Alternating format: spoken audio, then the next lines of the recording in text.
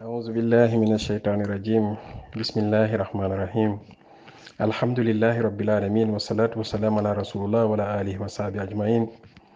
Baïlek Renesaf ou Djoubou Dikane, j'espère que vous allez bien. Voilà, j'aborde juste un petit sujet qui fâche. Donc par rapport à Qiyamul Layl. Qiyamul Layl, un ami, la prière de la nuit. Donc la prière de la nuit, c'est juste c'est les prières qu'on effectue après Isha, donc après la dernière prière. Donc tout ce qu'on fait après la dernière prière jusqu'à Fajr, c'est ce qu'on appelle Qiyamul Layl, c'est ce qu'on appelle les prières de la nuit.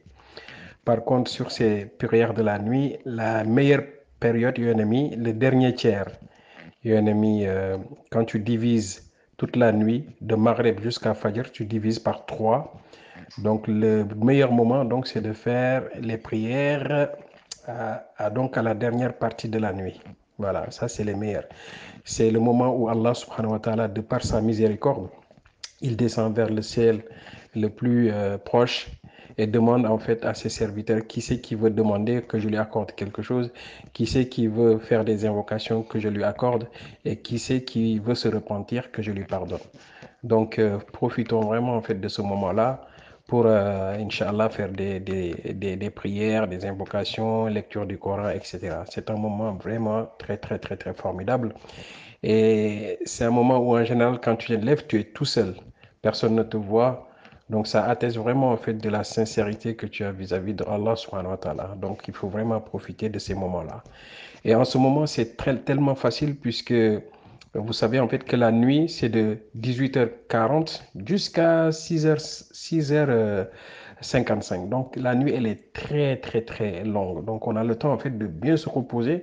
Pour quelqu'un qui dort, par exemple, à 23h ou bien à 22h, quand tu te lèves à 6h, tu as déjà dormi, en fait, 8 heures de temps. Donc, c'est facile de se lever à 6h, de faire ces ablutions et de profiter, Inch'Allah, de cette meilleure partie de la nuit.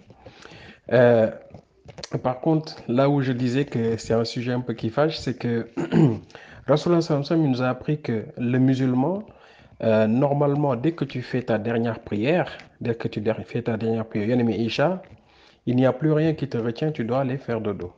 C'est ça que le prophète sallallahu alayhi wa sallam nous a enseigné. Après la prière Yati, Isha, normalement, si tu n'as rien qui t'empêche, tu dois aller faire dodo.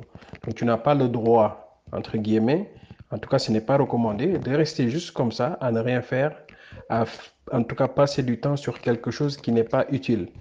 Et donc, ce qui va décaler en fait le moment où tu vas aller te coucher. Et par conséquent, ça peut avoir des répercussions sur ta capacité à te lever le matin pour faire Qiyamul Layl ou bien pour faire Fajr. Voilà. Donc, Mokami, le musulman, c'est celui en fait, après juste la prière Isha, tu essaies de te coucher. Sauf si vraiment tu as quelque chose qui est intéressant à faire. Comme par exemple, tu as des invités, il faut vraiment que tu voilà, en ce moment, c'est permis de rester avec eux pour discuter un peu. Si tu as aussi des choses à apprendre, comme du Coran, comme des hadiths, des choses comme ça, là aussi, c'est permis. Mais si tu n'as vraiment pas, en fait, quelque chose d'intéressant à faire, hein, comme juste regarder la télé, des films, des choses comme ça, dans ce cas-là, il n'était pas permis de rester comme ça, à veiller jusqu'à 1h du matin, jusqu'à minuit. Non.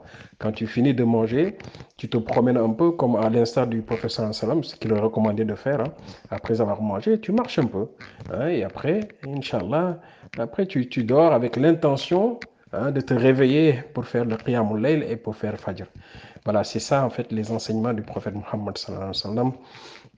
Donc le musulman, n'oubliez pas que c'est celui qui conditionne toute sa vie, hein, sur l'adoration de Allah subhanahu wa ta'ala.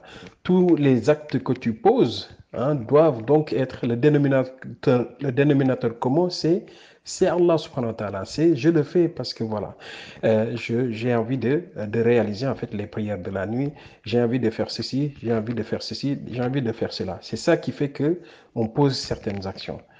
Donc, n'oubliez surtout pas cela, que notre vie, en fin de compte, c'est une vie où Allah subhanahu wa ta'ala, on le répète à chaque fois, on l'oublie, mais notre but sur terre, c'est pour adorer Allah subhanahu wa ta'ala.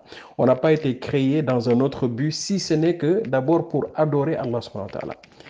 Donc, ce qui fait que le musulman doit à chaque fois tenir compte de ça.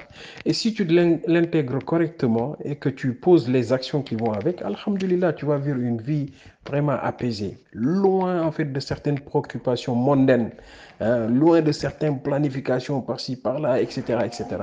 Mais quand tu arrives, Inch'Allah, à bien intégrer cela, tu vivras une vie tranquille, remplie de bonheur, remplie de quiétude, remplie de joie. Qu'Allah subhanahu wa ta'ala fasse de nous de très très très bons adorateurs, qu'il nous compte parmi les gens rapprochés et qu'il nous accorde une longue vie remplie de bonheur fi dunya wal akhirah bi rahmatika arhamar rahimin. ربنا تقبل منا انك انت السميع العليم وتب علينا انك انت التواب الرحيم وصل الله وبارك على سيدنا محمد وعلى اله واصحابه اجمعين سبحانك اللهم وبحمدك اشهد ان لا اله الا انت استغفرك واتوب اليك. السلام عليكم ورحمة الله وبركاته.